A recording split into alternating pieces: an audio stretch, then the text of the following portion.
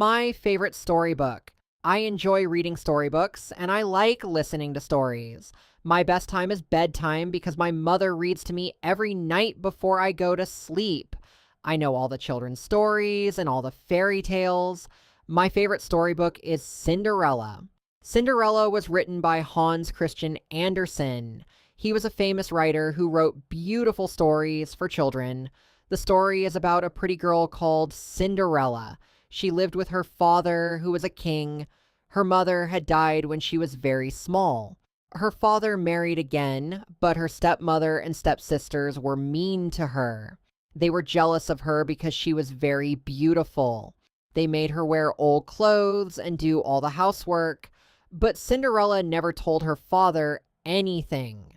She was a sweet and kind girl.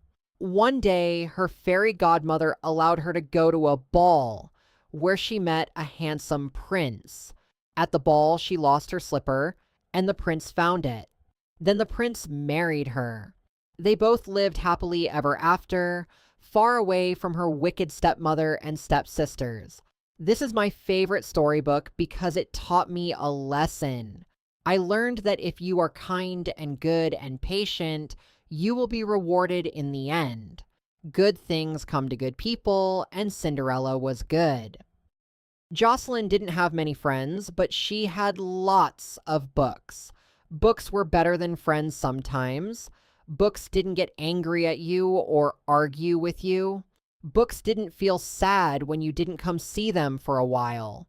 Jocelyn liked fantasy books. They had lots of adventures. She felt like she was in them. She could be a princess or an adventurer. She could save the day. She could see lots of monsters and amazing places. There were mysteries to solve and battles to win. It was great to read about fantasy. Sometimes she liked history books too.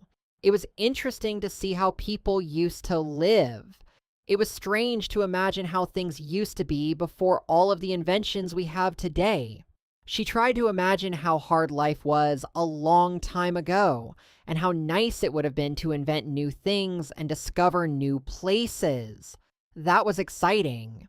Jocelyn also liked science books. She liked books about animals and faraway places especially. There were so many different animals in the world. They came in every shape, size, and color. There were so many things that weren't even at the zoo. It was hard to think about how many different animals there were.